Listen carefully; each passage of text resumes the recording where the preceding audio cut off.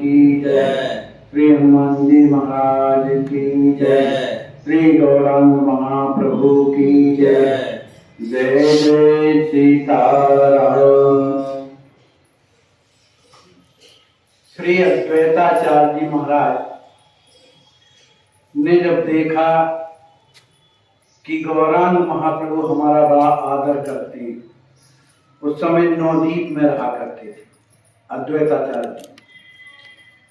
तो चूंकि वे तो भगवान से प्रार्थना ही करते थे कि प्रभु कोई ऐसा महापुरुष भेजिए जिससे संसार के लोगों का कल्याण हो, इसलिए हमेशा गंगा जल से भगवान की सेवा करते, तुलसी चढ़ा करके सेवा करते थे।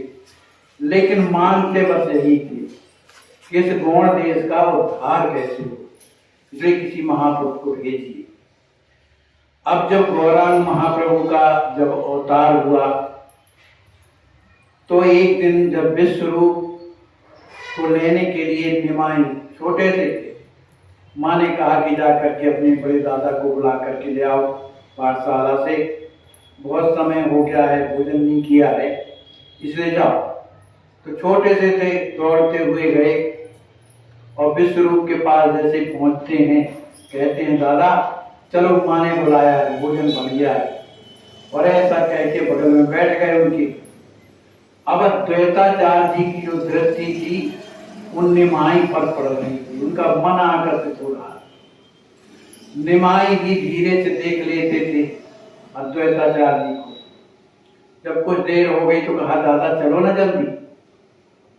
तो जब इस तरह से कहा तो विश्वरूप उठ करके खड़े हुए और अद्वैताचार्य जी महाराज के चरणों में प्रणाम किए, और जब चलने को तैयार हुए तो अद्वैताचार्य जी ने पूछा विश्वरूप क्या ये तुम्हारा छोटा भाई है?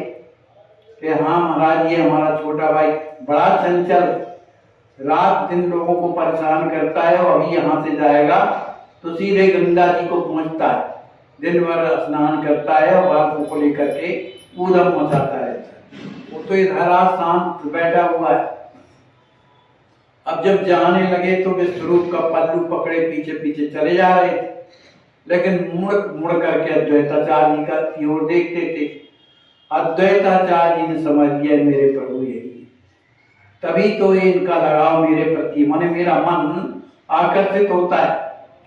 अब सोचने लगे कि ये जब कुछ बड़े होंगे तो मेरा ये सम्मान करेंगे, मेरा आदर करेंगे, मुझे दंडवत करेंगे।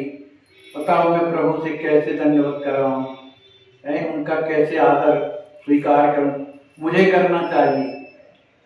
तो उन्होंने इसी कारण से उस नवदीप को छोड़कर के शांतिपुर में रहने लगे थे। और शांतिपुर में रह करके अब चूंकि महाचैतन्य प्रभु की बहुत सी लीलाएं हो गई थी, 12 रूप धारण किया, लोगों को चमत्कार देखने को मिला। फिर इसके बाद 4 भुजा बन करके, कहीं अष्टभुजा बन करके, है ना, इस तरह से कई लीलाओं का उन्होंने अपने भक्तों को दर्शन कराया।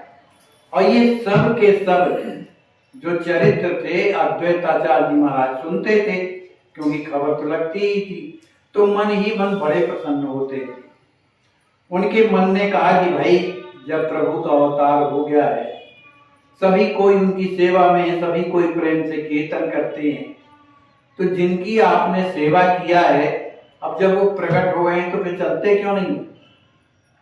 लेकिन हृदय कहता है सुनो भाई, मैं तो ये जानता हूं कि ठीक है अवतार ले लिया हूं, लेकिन यदि वो मुझे चाहते होंगे तो मुझे खुद बुलाएंगे, मैं क्यों जाऊं? ये मन प्रेमियों की हट होती है, कोई बुराई नहीं है, ना उनके प्रति कोई माने दुश्मनी है, लेकिन प्रेमियों का हट है, नहीं जाएंगे, जब तक बुलाएंगे नहीं तब तक नहीं जाएंगे। इस तरह का विचार हमेशा उनके हृदय में बना रहता था।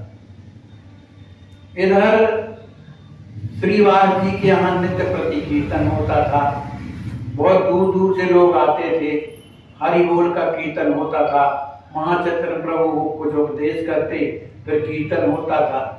तो उस कीर्तन के द्वारा हजारों लोग दूर दूर से आकर के जिनको प्रवेश मिलता वो कीर्तन करते, और जिन्हें नहीं मिलता तो बाहर से श्रवण करते।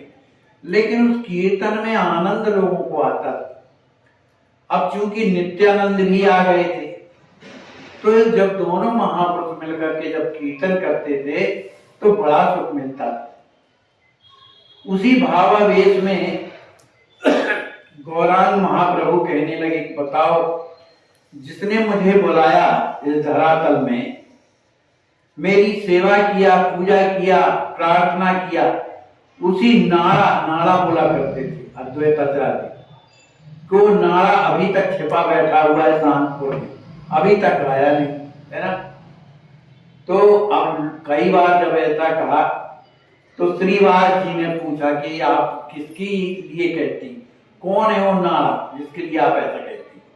कहा कौन होगा, मेरा चाहने वाला है वो अद्वैताचार्य, वो वहां पर बैठा हुआ है, मेरे को बुलाया है और स्वयं नहीं आ रहा। ये बात सुन करके सभी कोई बड़े प्रसन्न हुए, लेकिन वो तो शांतिपुर में रहते थे। अब जब कीर्तन समाप्त हुआ, शाम का रोजाना होता था, तो क्या नाम से श्रीवास जी के एक भाई थे जिनका नाम था रमाई पंडित, उनको बुलाया। कहा एक काम करो, तुम कल सवेरे शांतिपुर जाना और अद्वैताचार्य से प्रार्थना करना कि उन्होंने बुलाया है और उन्हें लेकर के आओ, क्योंकि कीर्तन बिना उनके जो है पूर्ण नहीं होगा। वो आ जाएंगे तभी आगे की मानी प्रक्रिया बनाई जाएगी। सवेरा हुआ, रमाई पंडित इधर से अपने घर से निकलती और श्री अद्वैताचार्य जी महाराज के मन में बस यही रहता था। कभी मन कहे भाई, जब वहां लीलाएं हो रही हैं, गुप्त लीलाएं प्रकट हो रही हैं, तो तुम चलते क्यों हो, नहीं हो अपनी माने आड़ में काहे हो कि हमको नहीं जाना, जब वो बुलाएंगे तब चलेंगे। लेकिन उनका मन तो डमाडोल रहता, लेकिन जो हृदय में उनके प्रेम है, वो प्रेम तो हृदय से होता है, मन से थोड़ी होता है। मन वाला प्रेम तो हमेशा टिकाऊ नहीं रहता, आज इससे प्रेम तो कल उससे प्रेम, परसों से प्रेम, लेकिन हृदय जिसे चाहता है वो प्रेम हमेशा एक सा बना रहता है। तो यही सोचा कि कुछ भी हो हम तो जाएंगे, अगर वो बुला भेजेंगे तो जरूर जाएंगे। ऐसा सोच करके उन्होंने अपनी पूजा वगैरह पाठ करने के बाद और बाहर घर के एक चबूतरा बना था उसमें बैठे हुए थे। अब उनके हृदय में यही था कि मेरे प्रभु अगर मेरे प्रेम को पहचानते होंगे तो मेरे हृदय में खोट तो कुछ है नहीं है, उनके प्रति सच्चा प्रेम है, वो निश्चित ही किसी न किसी को भेजेंगे। तभी तक देखते हैं कि श्रीवास के जो भाई थे छोटे मने रमाई, वो चले आ रहे। अब इनको तो बड़ी प्रसन्नता हुई कि निश्चित ही महाप्रभु का संदेश लेकर के आए होंगे। रमाई पंडित आए और उन्होंने श्री अद्वैताचार्य जी के चरणों में प्रणाम किया। अद्वैताचार्य जी महाराज ने उठ करके उसको हृदय से लगाया, आलिंगन किया और एक तरफ वो हाथ जोड़ करके खड़ा हो गया। अद्वैताचार्य जी कहने लगे कि मुझे तो लगता है कि आप गौरांग महाप्रभु का संदेश मेरे लिए लेकर के आए हुए, ऐसा मेरा मन बोलता। रमाई पंडित बोले, आपने जो भी सोचा वो सही सोचा, उन्होंने ही मुझे भेजा है आपको लेने के लिए। कहा तो ये मैं कैसे मानूं कि मेरे प्रभु वही हैं कि जिन्होंने अवतार लिया है, आखिर तुम कुछ उनकी पहचान तो बताओ कि वो वास्तव में वही है कि कोई और है।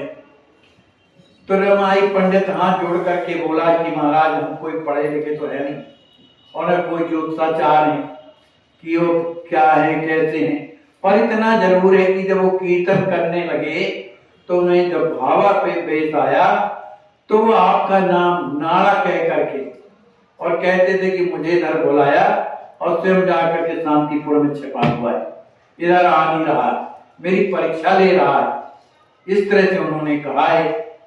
तो मैं उन्हीं के भेजे अनुसार आया हूं, इसलिए चलो। अब तो उनका हृदय जो है प्रेम में भर गया, रोने लगे। उनकी पत्नी भी वहां बैठी हुई थी, मालती देवी नाम था, वो भी सुन करके महाचैतन्य प्रभु की इस कृपा को वो भी रोने लगे। उनका एक बालक भी था, वो भी दुखी हो गया, कहा ठीक है भैया चलते हैं। उन्होंने शीघ्रता पूर्वक अपना जो जरूरत का सामान था और लिया और रमाई पंडित के साथ वहां से चल दिए। अब इधर पर जब नवदीप में आते हैं तो वहां पहले नंदनाचार्य महाराज का घर पड़ता था।